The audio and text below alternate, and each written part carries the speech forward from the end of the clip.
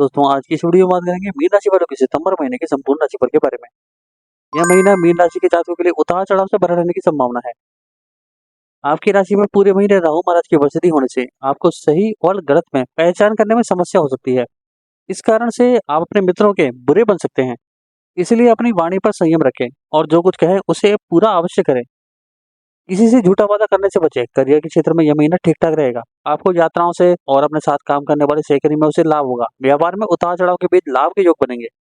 पारिवारिक संबंधों में तनाव के बावजूद स्थिति में संयम रहेगा और आपसी सामंजस्य कायम रहने की स्थिति रहेगी। प्रेम संबंधी मामलों में आप खुश नसीब रहेंगे। महीने की शुरुआत बहुत अच्छी रहेगी। विवाहित जातकों की बात करें तो रिश्ते में रोमांस होने के बावजूद आपसी समझदारी का अभाव भी हो सकता है, जिसके कारण आपसी संघर्ष बढ़ने की स्थिति बनी रहेगी। आपको इस पर ध्यान देना होगा, नहीं तो रिश्ते में टूटने की स्थिति बन सकती है। विद्यार्थियों के लिए महीना अच्छा रहेगा। आपकी मेहनत आपको अच्छी सफलता प्रदान कर सकती है और किसी प्रतियोगिता परीक्षा में आपका चयन भी हो सकता है। स्वास्थ्य के दृष्टिकोण से महीना कुछ कमजोर रहने की संभावना है। आपको सावधानी रखनी होगी, नहीं तो सेहत बिगड़ सकती है। आर्थिक चुनौतियां भी आपको घेर रखेंगी और आपके खर्चों में बढ़ोतरी हो सकती है। चलिए बात कर लेते हैं आपके कार्यक्षेत्र यानी करियर की। करियर के दृष्टिकोण से यह महीना मध्यम रहने की संभावना है। यदि आप नौकरी करते हैं तो आपको अपने साथ काम करने वाले सहकर्मियों का पूरा सहयोग प्राप्त होगा। देवगुरु बृहस्पति, जो कि आपके दसम भाव के स्वामी भी हैं, पूरे महीने तीसरे भाव में विराजमान रहेंगे। आप जितनी मेहनत करेंगे आपको अनुपात में उतना लाभ मिलेगा, लेकिन आपको अपने आलस्य की प्रवृत्ति से बचना चाहिए, क्योंकि इसी वजह से आप अनेक समस्याओं को जन्म दे सकते हैं। आपके सहकर्मी आपको हर काम में मदद करेंगे और आपके काम को सही समय पर सही तरीके से पूरा होने में उनका योगदान महत्वपूर्ण रहेगा। छठे भाव के स्वामी सूर्य महाराज महीने के पूर्वार्ध में छठे भाव में ही विराजमान रहेंगे, जिससे आप विरोधियों को पटकने देंगे और चुनौतियों को दरकिनार कर अपने कार्य क्षेत्र में सफलता अर्जित करेंगे। महीने के उत्तरार्ध में 16 सितंबर को सूर्य सप्तम भाव में चले जाएंगे, जहां पर पहले से ही केतु विराजमान है और उनके ऊपर मंगल और बृहस्पति की दृष्टि भी होगी, जिससे नौकरी में अच्छा प्रमोशन के योग बन सकते हैं। बस आपको अपने काम को और बेहतर बनाने की दिशा में निरंतर प्रयास करते रहना होगा। व्यापार करने वाले जातकों की बात करें तो यह महीना अनेक चुनौतियों के बावजूद लाभ प्रदान कर सकता है। सप्तम भाव में शुक्र महाराज केतु महाराज के साथ विराजमान होंगे और उन पर मंगल और बृहस्पति की दृष्टि होगी। कुछ समस्याओं के बावजूद आप अपने व्यावसायिक साझेदार से अच्छे संबंध कायम करने में सफल रहेंगे और इससे आपके व्यापार में सफलता के योग बनेंगे। महीने की शुरुआत में सप्तम भाव के स्वामी बुध महाराज पंचम भाव में विराजमान रहकर आपकी आमदनी को बढ़ाएंगे और व्यापार में उन्नति करेंगे। 4 सितंबर से बुध सिंह राशि में छठे भाव में जाएंगे, जिससे व्यापार में व्यावसायिक पूंजी निवेश होगा। विदेशी संपर्कों का लाभ मिलेगा और 23 सितंबर से एक बुध कन्या राशि में आपके सप्तम भाव में आ जाएंगे, जिससे व्यापार में आसानी सफलता मिलने के प्रबल योग बन जाएंगे और आपको अनुकूलता प्राप्त होगी।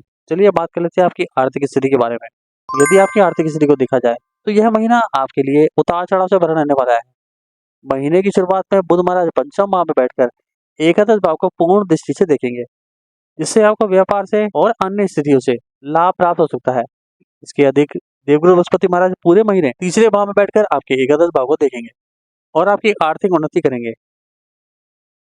मंगल महाराज चौथे भाव में बैठकर पारिवारिक धन से कोई नई संपत्ति अर्जित करने में सफलता प्रदान कर सकते हैं। कोई अचल संपत्ति खरीदने के योग भी बन सकते हैं और मंगल की दृष्टि आपके सप्तम और एकादश भाव पर होने से व्यापार में सफलता और अच्छे आर्थिक लाभ के योग बनेंगे। लेकिन महीने की शुरुआत में सूर्य महाराज छठे भाव से द्वादश भाव पर दृष्टि डालेंगे, जिससे कुछ खर्चे होंगे, लेकिन सरकारी क्षेत्र से लाभ मिल सकता है। वक्री शनि महाराज पूरे महीने आपके द्वादश भाव में बने रहेंगे, जो आपके लगातार खर्चों को बनाए रखेंगे, जिन्हें नियंत्रण में रखना आपके लिए टेढ़ी खीर के समान होगा। इसलिए आपको इन पर ध्यान देना होगा। महीने के उत्तरार्ध में बुध और सूर्य भी छठे भाव से निकलकर सप्तम भाव में आ चुके होंगे, जिससे खर्चों पर और ज्यादा नियंत्रण बन सकता है। फिर भी कुछ ना कुछ खर्चे लगे रहेंगे, जिन पर आपको ध्यान देना होगा।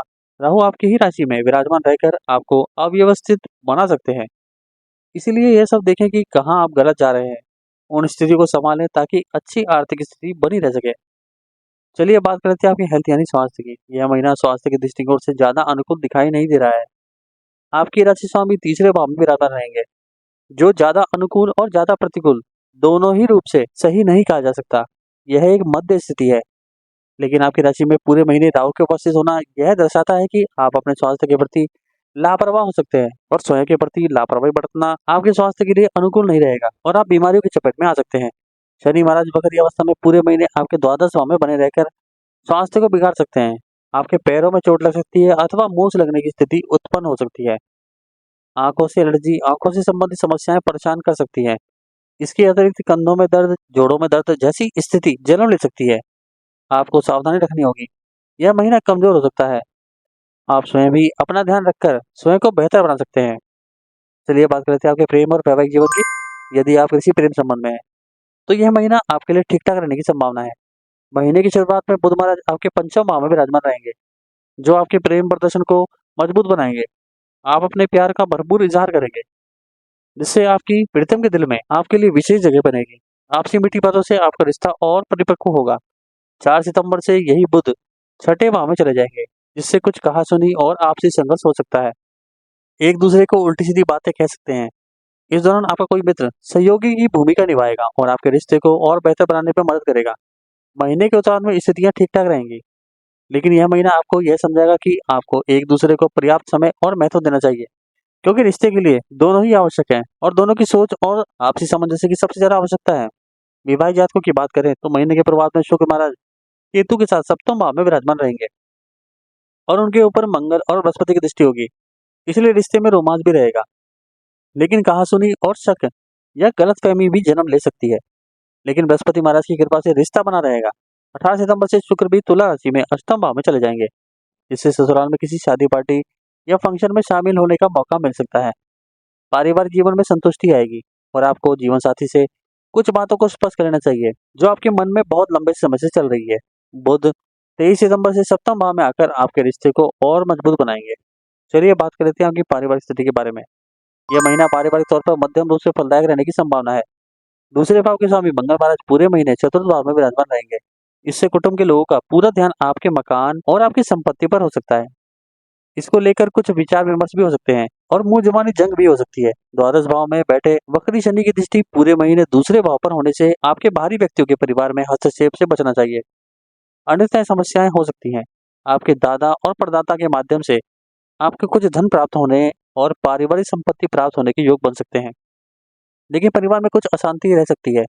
चौथे भाव के स्वामी बुध महाराज महीने की शुरुआत में पंचम भाव में, उसके बाद 23 सितंबर को छठे भाव में और फिर 23 सितंबर से सप्तम भाव में रहेंगे, जिससे महीने की शुरुआत पारिवारिक जीवन में सुख और शांति लेकर आएगी। महीने के मध्य में आपको चुनौतियों का सामना करना पड़ेगा। माताजी का स्वास्थ्य पीड़ित हो सकता है और पारिवारिक विवाद जन्म ले सकते हैं। महीने के अंतिम दिनों में स्थितियां अनुकूल हो जाएंगी और पारिवारिक जीवन में सुधार होगा तथा आपसी संघर्ष कम होंगे और सामंजस्य बढ़ेगा। मंगल महाराज की उपस्थिति पूरे महीने चतुर्थ भाव में रहने से आपके पारिवारिक संपत्ति को लेकर किए गए प्रयासों में सफलता मिल सकती है। परिवार के लिए कोई नया भवन खरीदा जा सकता है। देवगुरु बृहस्पति की कृपा से भाई बहनों का प्रेम आपके साथ बना रहेगा और उनसे आपके संबंध में तीव्रता रहेगी। आपके व्यापार में भी उनका सहयोग बना रहेगा। अब आपके लिए कुछ उपाय हैं। पहला, आपको उत्तम स्वास्थ्य प्राप्त करने के लिए श्री विष्णु सहस्त्र नाम स्तोत्र का नियमित रूप से पाठ करना चाहिए। दूसरा, किसी बड़ी समस्या या संकट से जूझ रहे हैं तो श्री काल भैरव अष्टक का पाठ अवश्य करें। तीसरा, आपको शनिवार के दिन चमेली के तिल का दीपक जलाकर संध्या काल में 7 बार श्री हनुमान चालीसा का पाठ करना परम लाभदायक रहेगा। आज की वीडियो में बस इतना ही। हरे कृष्णा।